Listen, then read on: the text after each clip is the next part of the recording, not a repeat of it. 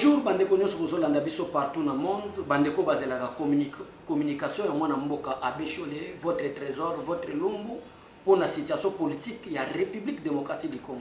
Nana nanga musicien, nana nanga pe danseur te, mais nanga politicien. Dès que na moni ba valeur za respecté te. Parce que les lois na te ya kapé congolais nyonso na monde. Na bi que opposition ezalaka même les États-Unis, opposition ezalaka même na France. Mais faites une opposition républicaine et non opposition comme Moutaouti ou Melaba Whisky, on a un discours Moroboye, le quoi la Moutou Moroboye, Aouti quelque part, au moins le président de la République, le quoi la Master Nayo. C'est la raison pour laquelle les lois naïs face à la caméra, Nayoka son TV, Nayoka base TV, où ils ont une chaîne en dab. Donc, la chaîne, on a pas la moto micro pour agonter. La chaîne, on a pas en bazara, ya mwana deki, pour encadrer, et Martin Fayou na aller à tout. Na yebisaki bino ke kopo Martin Fayulu azosaleza en complicité avec Joseph Kabila boyoka rate. Na yebisaki bino ke Genève au Martin Fayulu akenaki bakende kosakana na président de la République azwaki mandat ya 2 ans or que la constitution congolaise stipule le mandat du président de la République est de 5 ans renouvelable une seule fois. Mais Martin Fayulu alingaki abima président à Genève na mandat à 2 ans. Pour quelle raison ne yango na dévoilé lelo par rapport à point de presse Sani. Aller en tout dans le but pour que le pays avance, il faut un dialogue. Martin Fayulu a la point de presse à l'objet que non, Banamboka Bayaba Sanganato Bosana Berera Leki. Quel Berere Oleka? Berere Oyo, Kabila Bomaki Chebe Oleka, tu es l'erreur. Parce que Félix Tshisekedi jusqu'à présent a sa l'erreur. A violé à ta disposition constitutionnelle à ta mon côté. À ta mon côté. Si vous avez Martin Fayulu, vous avez le baquet, Bisso Banamboka Tofana, Tobosana Berere passé. Berere passé au Bosana Owa. O Floribert Chebe Yaba. Bomai na Kabila, Nanubi, tout. Oyo Armand Tungulu Babomai. Benero Bisuto Bato Batumana siège à IDPS parce qu'il réclamait les élections. Tobo Sanango. Les lois n'ont pas encadré maintenant. Peuple congolais tout en exposé des motifs de la constitution. Au moment que Moutounabino m'a dit Azana problème avec Keita Djang. Yaba Sénégalais. Bon c'est la tout en exposé des motifs. Pour le moment que Mabaka Moussou sur Martin Fayulu Basalaka. Et ça n'a pas Kindoki. N'a pas compris d'été. Tobo Sana les passé. Tofan de Sikamoko. Toyokana. Toyokanani. Na yo aller en tout na yebite so ozape professeur parce que mutaye c'est comme ga boyoyoki oh ilunkamba professeur Alexis Tambomamba professeur na yebite peut-être yo ilunkamba nani muto nani baso benga ye nani aller à tout oya koyoka pe lobike ozali professeur nde yango la totanga nanu exposer des motifs au poto expliquer peuple congolais que dialogue bango ba loba wana eza lokuta. Exposé des motifs de la Constitution du 18 février 2006. Depuis son indépendance, le 30 juin 1960, la République démocratique du Congo est confrontée à des crises politiques récurrentes, dont l'une des causes fondamentales est la contestation de la légitimité des institutions et de leurs animateurs. Cette contestation a pris un relief particulier avec les guerres qui ont déchiré le pays de 1996 à 2003. Envie de mettre fin à cette crise chronique de légitimité et de donner au pays toutes les chances de se reconstruire, les délégués de la classe politique et de la société civile, force vive de la nation, réunis à dialogue intercongolais, ont convenu dans l'accord global inclusif signé à Pretoria, en Afrique du Sud, le 17 décembre 2002, de mettre en place un nouvel ordre politique fondé sur une nouvelle constitution démocratique sur base de laquelle les peuples congolais puissent choisir souverainement ses dirigeants au terme des élections libres, pluralistes, démocratiques, transparentes et crédibles. Makambo tout ça qui a marqué par Yozalaka. Makambo Tamotoké na San City allait à tout Yozalaka. Parce que le but est que cette contestation a pris un relief particulier de 96 en 2003. De 96 à 2003, qu'est-ce qui s'est passé? Mboki Zalaki déchiré. Jean-Pierre Bemba na est na eza na histoire na rien à voir na papa na biso Jean-Pierre Bemba. Jean-Pierre Bemba na côté Équateur. Azasi Roberto oya yaki na mboka oyo na chemise kutu santé à chemise ici là. Lokola réfugié politique atangi na fond ya au commissariat des Nations Unies pour les réfugiés. Awa na Congo aki osala rébellion. Lokola biso ba congolais na papa na biso ya politique Etienne Tshisekedi wa Muluma notre mentor. Tolinga kama kila bato etanga mate, tolinga kama besal mate, tobi bazaria sobera boya. Ba Jean-Pierre Bemba boya, ba Martin Fayulu boya, ba politicien congolais boya, société civile toya, tokenda na San City. Na San City to yokani biso nyonso, to lobi à partir lelo, ndenge to sali une nouvelle constitution à partir lelo, coup d'été ko salemate. Peuple congolais, c'est que vous devez retenir. Depuis 1960, si en 2018, vous avez une élection démocratique, vous avez Félix Tshisekedi Azate. Papa n'a pas dit que vous avez été attaqué, vous avez été fruit à départ des colonisateurs, tout le monde est Congolais comme président de la République. Mobutu fruit à coup d'État, Laurent Désiré Kabila fruit à coup d'État, Joseph Kabila fruit à coup d'État, institution contestée, animateur à institution manque la légitimité. Qu'est-ce que nous devons faire maintenant? Nous devons faire un dialogue intercongolais dans San City. Martin Fatozalaki. Toyokani kuna ke rébellion ko salma kana mboka ote bitumba ko salma kana mboka ote coup d'état ko salma kana mboka ote to ko banda ko kende kaka na be élection na zela be élection on nda ko bima enda ko diriger mboka nde ngwa bomona ki élection en 2006 nde bomona ki élection en 2011 balingi ba dévier biso na élection en 2016 to pikami na IDP so bato na biso ba kufa na siège awa to ko sala élection en 2018 les locaux ont proposé sortie de crise Martin Fayulu. Et ça dit malaria, tout whisky on a au moins la balle qui au mélange ou soit des actes à penser à qui sénégalais. Hein? Awa bogangi que Paul Kagame président africain, bon que fonda Félix Tshisekedi, qu'on a complicité na bino à Genève ezalaki. Félix Tshisekedi on a président africain. Ils ont dossier qui est côté ça a 4 dossiers à hein? Est-ce que Martin Fayulu cher internaute, kuswanika yo mutoto finga biso, ba communicateur IDPS bana wana, kuswanika tala muto côté la Fayulu. Les lois ont proposé dialogue. Martin Fayulu a proposé dialogue. Pour quelle raison? Pour quelle finalité? Est-ce que vous voulez que les Congolais, tout ça, va niamane, vous avez quoi, Sabiso? Tout ça, on a bayoka so bazawana. Ba président René Bazawana. Ba leki na biso pe ba koya mwana koli mwana suka baza. Ba pasteur Gili baza. Ba ndeko ba communique ba président nga cordon nga JC Mwamba. Neville Lunga.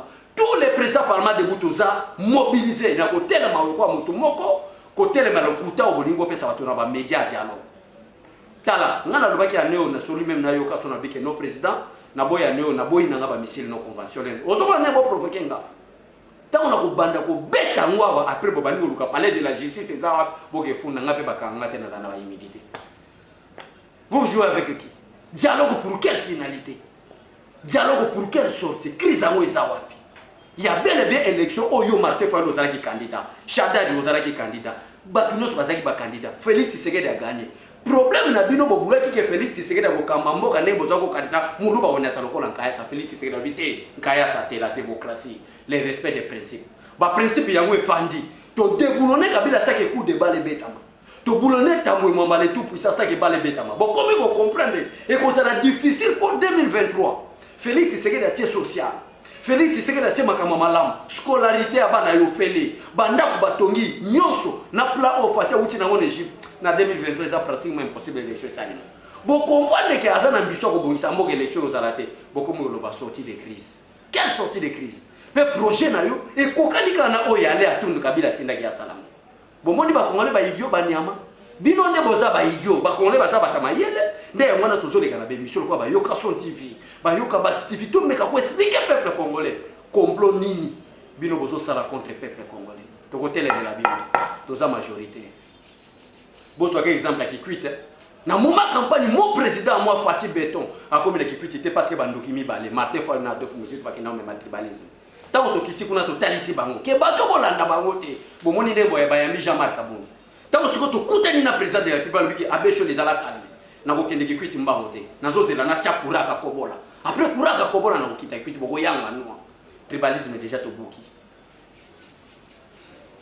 sortie de crise vous voulez jouer avec qui yo Martin Fayulu bani opesa pe ko yo moto za kolanda Félix na semana saki awa lokola secrétaire na ye tango zo na fuga noir yo les loko mi pe politicien opposant au lieu de respecter ta ne fils que mi be kwa mboka bana mboka ba comprendre que azana social au de l'opposition mais tout le monde qui osana social qui est l'opposition osana pour social kozongisa Kabila tala na sortie de crise o ezaki ndokito nini Kabila Martin Fayulu a proposé président Félix Tshisekedi abenga Joseph Kabila na ye Martin Fayulu na ba Jean-Pierre Bemba ba fanda ba solola boko solola nini Kabila sur le plan constitutionnel bande konanga bo comprendre nga ndenge nazana émotion sur le plan constitutionnel Kabila ko ko sala ta déclaration politique té parce que notre constitution est claire le mandat du président de la République est de 5 ans renouvelable une seule fois à la fin de son mandat la constitution va donner la récompense à un tout président élu d'être sénateur à vie la raison pour laquelle Babin Kabila sénateur à vie parce qu'il a commis déjà na plafond il y a une institution non so a déjà pendant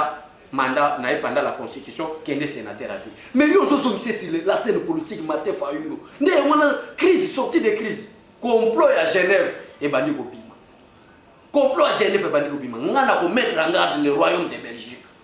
Nous avons mettre en garde l'Union européenne, en particulier la République française. Vous voyez, madame, que Force à Félix Tshisekedi, ce n'est pas l'armée. Force à Félix Tshisekedi, ce n'est pas la police. Force à Félix Tshisekedi, c'est le peuple congolais. Vous voyez, madame, que quand il y a un peuple, il est quand même une bombe atomique. Jour quand tu as opération, tu vas sentir ma béni pour la peuple congolais. Vous voulez jouer avec qui? Bolingo sakanogiste nana. Peuple ni bolingo sakana. Peuple obiso to kobela tango nyos.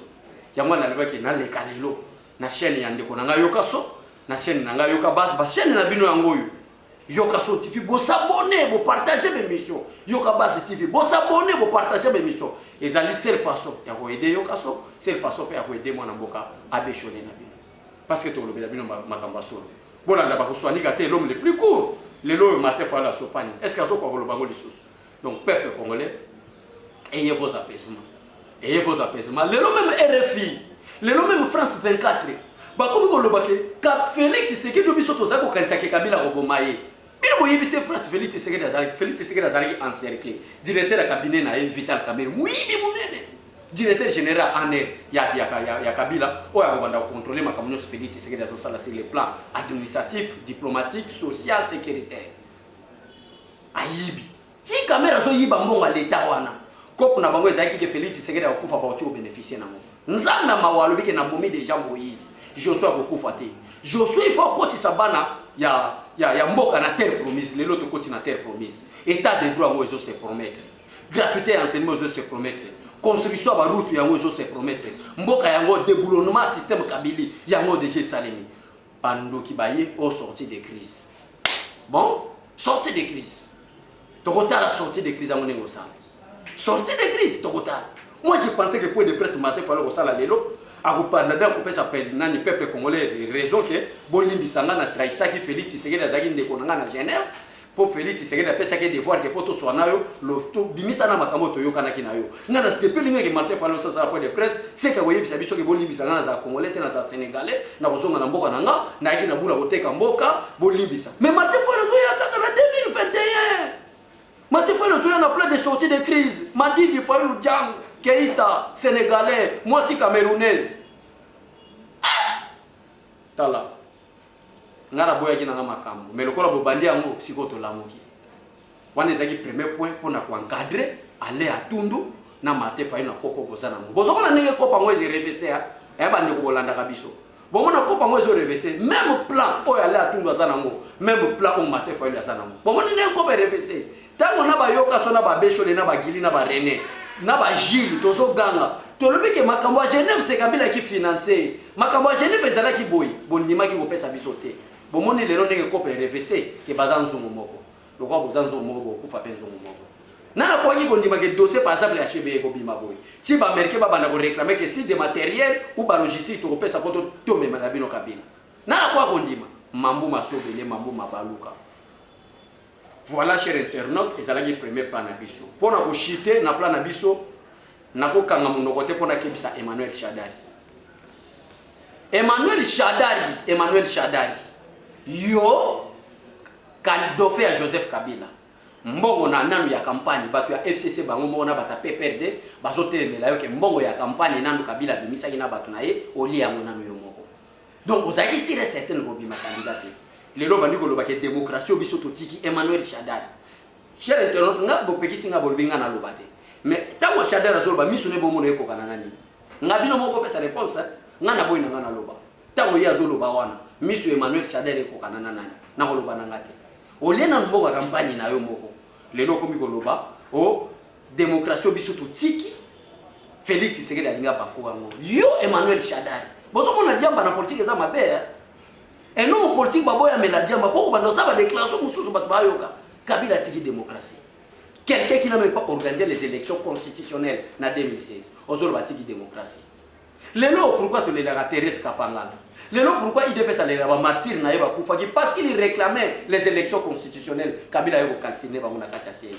Combien de fois Kabila a bomi, problème il y a Tchébéa, a bomi, par mon affaire, il y a Bundu, il y a Congo, et ça va faire Congo. Oyo, muta droit de l'homme, ça va faire rapport, na droit de l'homme international. Pour pas que Kabila, bomi. Droit de l'homme, c'est un pourcentage bongo, na Conseil des Nations, en ce qui concerne la République démocratique du Congo, na régime Joseph Kabila. Bobomi ba, il y a combien de porteurs disparus? Les gens qui ont été chrétiens, ils considèrent comme un phénomène comme ça. Pour Kabila, ça l'élection. Les gens, Chadari, on a dit ma voiture, on a dit ça mettait. Après, comment on a dit que comme il y a Chadari, comme il y a l'église les réveils. Le bas l'église a moins à déni laisser. Pour passer dans sa série, il y a Chadari qui a boy, à on y matin prier l'église. Bah passer au bassin, il y a Monica Chadari l'église, non c'est Satan lui-même en personne. Mais les lots de Nilesi. Nani Emmanuel Chadé Zoyokata sonité. Sonité Zoyokate.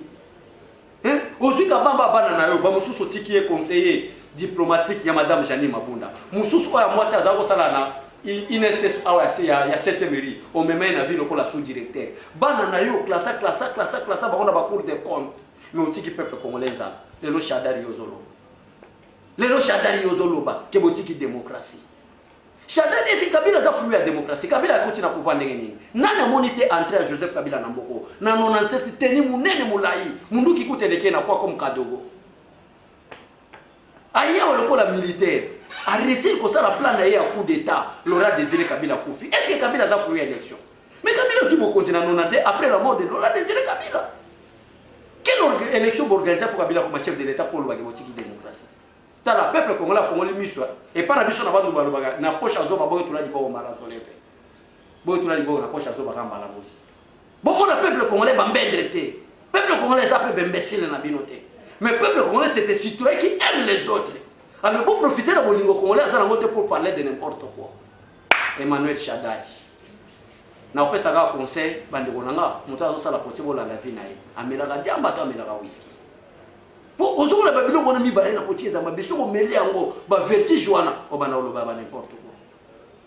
On est aquí, premier point qu'on a encadré Chadari, qui est boutique démocratie. Bobomi Nemboka, Félix Tshisekedi, on a paix manioso. Na kubunda nous surtout bunda na chata gratuité article 43 de la constitution Emmanuel Chadari qui parlait de la gratuité n'a yébité que gratuité il y a enseignement inconstitutionnel mais pourquoi pas Kabila appliquer Kiambo quelle démocratie binobotiki c'est que vous confondez la démocratie en d'autres termes veut dire le respect des principes quel principe constitutionnel Kabila a respecté qui Emmanuel Chadari merci na bandeko balanda ki biso nako kanga munokote pour na chité que directeur général Safricas au Babenga Bongo David Blattner va condamner son appel pour ça qui appelle mon qui jugement à tribunal il y a grande instance à Gombe qui va sali mabe à kenda qui appel au ya kenda qui kuna ba beti suka 20 ans au ba beta qui na nini na tribunal maintenant ba communicateur yé c'est ba vertige on est va condamner les sous David Blattner na cour d'appel c'est-à-dire va se préparer pour condamner Vital Kamerhe. Kamerhe n'a pas de problème avec mon secrétaire général du Stekaboué. Kamerhe n'a pas de problème avec le président du parti Jamal Kaboum. Kamerhe, je ne peux pas citer le président de la République. Mais Bakoka n'y pété. Pourquoi autant comme le président de la République? Kamerhe n'a pas de problème avec l'IDPS. Kamerhe a des problèmes avec l'argent des Congolais. Ayibi monga ba Congolais apesi yé moi si ne banana. Na bana bataji même piana. Ba comme ba bénéficiaire à monga ba Congolais. Ça c'est quelle malédiction ça? Au lieu de coopérer avec la justice pour le bain trop c'est trop. Papa Félix Tshisekedi yo koluka yo maman Marthe toye yo kaso ata yo pe kolobela biso abeso le passé gili ba communicateur pardon to ningi to coopérer na justice caméra yibaki mbongo mo yibaki to salele ba ambiance nso to za kota ba boîte de noir de silaki etika le muke ngo to ningi to zonisa ça c'est une façon de coopérer avec la justice ne justice a dénoncer mais bon avouer mabe na bino boyeki na ngona présidence ya koboma ba peut-être yo kaso ko sala émission na ba journaliste ba retourna yi to comme la présidence bato bazaki na obédience ya présidence na palais de la nation ba comme dit lokola ba cousin président de la république comme le Vital Kamerhe ba conseiller bazaki na obédience à INC basali bato bazana obédience à IDPS mais les lobos lo bakeno et sa préparation pour na nini pour ba condamner Kamerhe Félix Tshisekedi à ça niveau ko ta la Kamerhe. Mais Kamerhe a infiltré le président de la République, il en a quoi président de la République. Président de la République, on l'a costume à blé. Kamerhe fait costume à blé, même cravate, même soulier. Qui était là, je me posais la question. Tala, na waya bimisa nyonso. Na bimisa nyonso. Mais chaque chose a son temps. Na tigi bino kawana. Donc caméra obimate. Caméra obeta 20 ans de prison jusqu'à ce qu'il va coopérer avec la justice. Akenda na justice na arrogance. Je vais faire 5 minutes awa na 5e minute. Awa, je vais faire 5 minutes na zo bimake kuna bekolo. Arrogance à Pamba, la RTNC à l'après, parce qu'il y a des secrets, je vais parler. Parce que là où il y a un coup d'état constitutionnel. Pendant que c'est la présidente de la République, Kamere ne volait pas seul, il volait en complicité avec les chefs de l'État. Nous avons confort de vie. Appelle les années 15. Bon, Zouabi Loko, 20 ans de prison. Merci Nabandeko Nyoso na Yoka Son TV. Merci Nabandeko Yoka Base TV. Bo Kende Liboso. Bo Pamba ma staff technique. Bandeko Nyoso balanda biso partout dans le monde. Oui, que poison comme ma casse, ma chaîne a vu le Seigneur de Tiango pour voir la mission poison. Et ça va chaîne à famille. Nous n'avons pas pour la vie, mais à maudire, nous devons contre la vision du chef et du peuple congolais. À bientôt et au revoir. Merci. Awa Tozana Boulevard, poids lourd, entrée Ndolo, numéro 37. Awa Tozote Kaba produits alimentaires en gros et en détail. N'a pris à le peuple d'abord, maison les greniers, prix à moins cher. Fachi Beton, Tolia, Totonda. Bana Congo, bana Mikili, monde entier mobimba, ba oyo balinga kolanda yo kason. Tala mokili moni, ozo kate moins loko ezali. Donc chez papa Laurent na maison les Créniers na maman na nous, okokoma wana so komi, okomona ba prix oya ba biloko même niveau ya Bruxelles.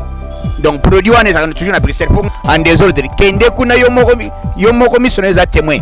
Ko vanda te pour ça na pembeni vivre qui vivra verra tango kokoma yo ko comprendre que te masolo ezali ndenge nini kolia kotonda nyata borto fachibe.